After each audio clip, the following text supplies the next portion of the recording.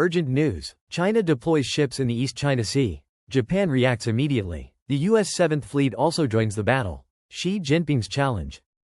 Professor John Mearsheimer, an acclaimed expert on international relations, has often highlighted the risks posed by China's maritime strategies, particularly its bold deployment of massive Coast Guard ships in contested waters like the East Sea.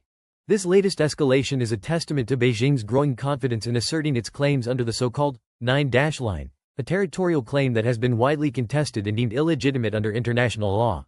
The deployment of the 5901 monster ship, the largest Coast Guard vessel in the world, symbolizes China's intent to dominate these crucial maritime routes. Measuring over 540 feet in length and equipped with advanced surveillance and weaponry, this behemoth of a vessel operates as a floating fortress, intimidating neighboring countries such as Japan, Vietnam, and the Philippines. In proximity to the Japanese shipping lanes, this move directly threatens Japan's vital trade routes, which carry the lifeblood of its economy: raw materials, energy supplies, and finished goods. With over 80% of Japan's energy imports traversing these waters, the presence of China's monstrous ships creates a chilling uncertainty for Tokyo. Mearsheimer has noted that this strategy is not only about securing maritime dominance but also about projecting power far beyond China's shores. By deploying such vessels, Beijing signals its willingness to enforce its claims with physical assets, forcing regional actors to either acquiesce or risk military confrontation. The economic toll on China, however, cannot be ignored. Maintaining these giant vessels and ensuring their operations in distant waters requires a significant allocation of resources, which, in turn, diverts funds from other pressing economic needs. In a period where China's economic growth is slowing, such expenditures exacerbate domestic challenges. The deployment of these ships has already caused ripple effects. For example, Filipino fishermen operating near Scarborough Shoal, a traditional fishing ground, have reported being harassed and driven away by Chinese vessels. Similar actions have disrupted regional economies reliant on these waters for fishing and trade. These actions have also intensified anti-China sentiment among Southeast Asian nations, uniting them in opposition to Beijing's aggressive tactics. Professor Mearsheimer underscores that China's actions are part of a calculated strategy to normalize its presence in contested waters, effectively making its claims a de facto reality. However, this approach risks significant backlash. Japan, deeply aware of the threat to its economic lifelines, has responded swiftly by strengthening alliances, particularly with the United States. This deployment by China has inadvertently driven Japan to further invest in its maritime capabilities and coordinate joint exercises with the U.S. 7th Fleet. From a broader perspective, Mearsheimer argues that this heavy-handed approach could isolate China diplomatically. Countries that once hesitated to take sides now find themselves leaning toward Japan, the U.S., and their allies to counterbalance China's growing dominance.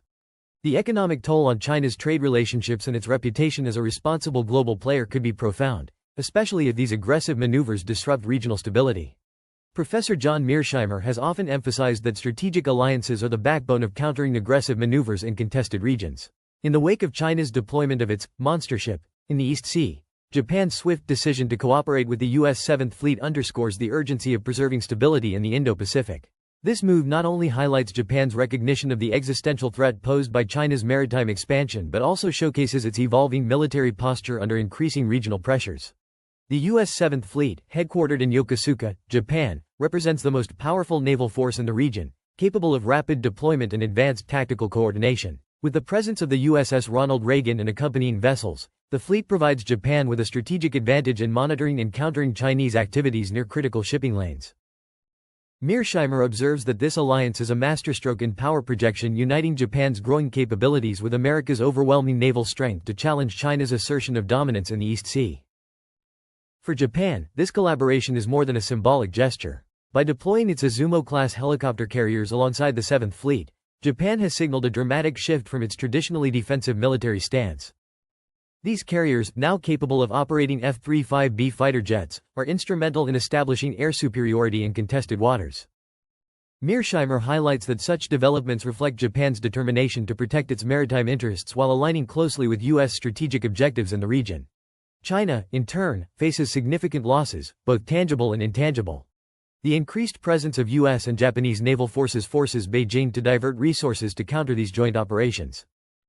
The Chinese Navy, already stretched thin by operations in the South China Sea and Taiwan Strait, now faces a new front where it must contend with superior technology and coordination.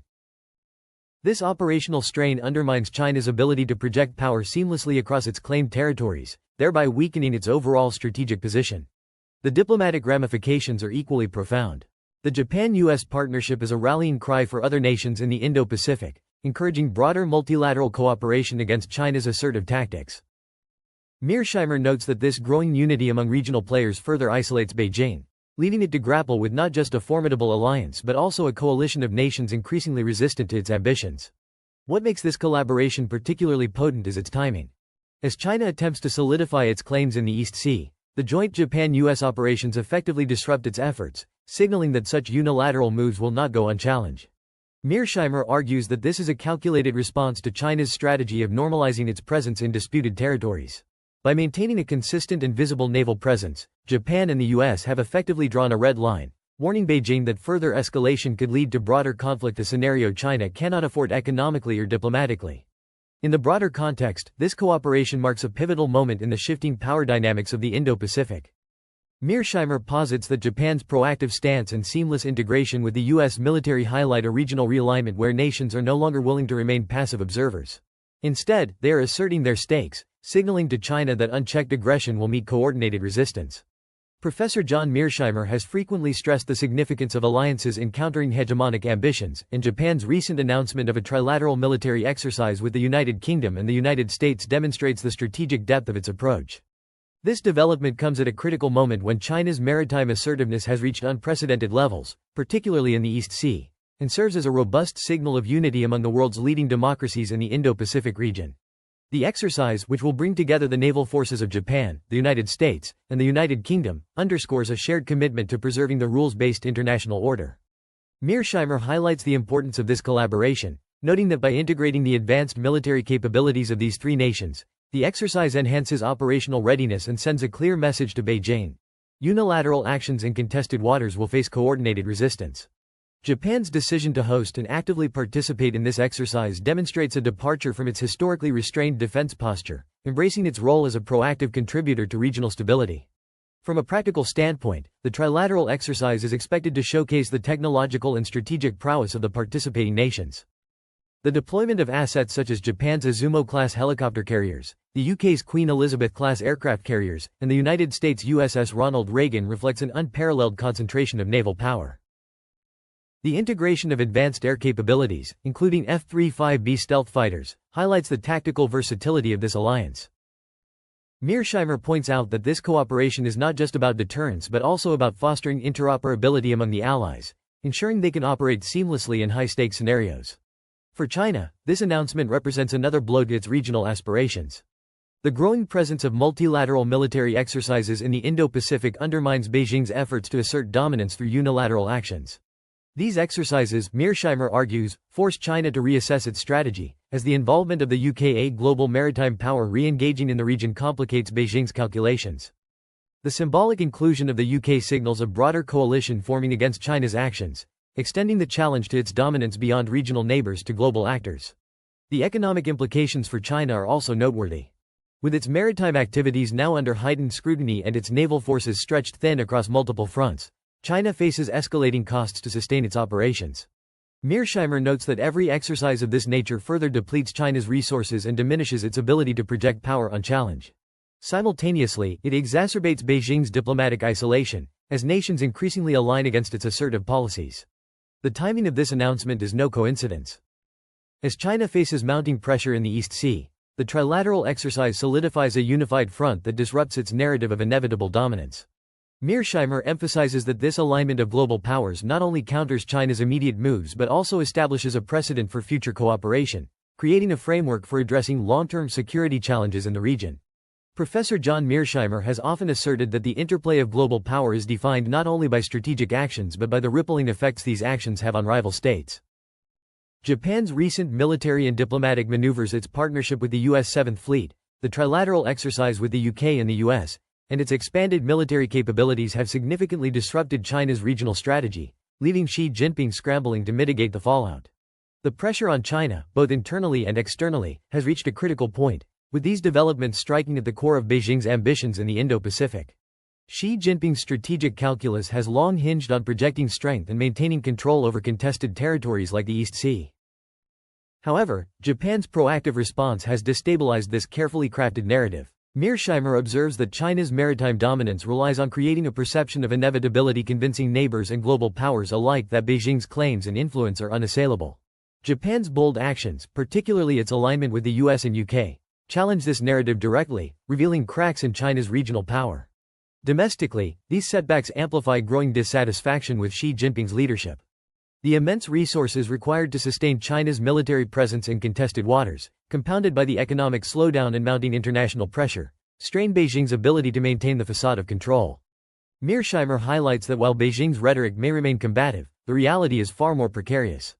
The economic toll of maintaining large ships like the monster ship in the East Sea, coupled with the costs of responding to Japan's joint naval presence, diverts funds from critical domestic priorities.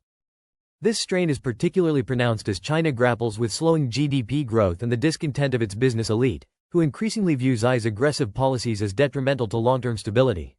Moreover, the trilateral exercise with the UK and the US exacerbates China's diplomatic isolation. While Beijing has tried to leverage economic ties to counterbalance its assertiveness, the growing coalition of nations aligned against its actions diminishes its influence. The inclusion of the UK, a non-regional power with a storied naval history, symbolizes an expanding opposition to China's policies, undermining its attempts to frame regional disputes as purely local matters. According to Mearsheimer, this isolates Beijing further, eroding its ability to rally even sympathetic nations to its side. Xi Jinping's panic, as Mearsheimer describes it, stems not just from the immediate challenges posed by Japan's moves but from the broader implications for China's grand strategy. The coordinated actions of Japan, the US, and the UK disrupt Beijing's ability to normalize its presence in contested waters, forcing China to operate in a reactive posture. This shift in dynamics weakens China's ability to dictate the terms of engagement, a fundamental pillar of its strategy for regional dominance. The long-term consequences of Japan's assertiveness are equally significant. Mearsheimer argues that these moves establish a precedent for other nations in the region to adopt similar strategies, emboldening smaller powers like Vietnam and the Philippines to challenge China's claims. This domino effect, paired with the visible alignment of major powers, could significantly reduce Beijing's leverage in the Indo-Pacific.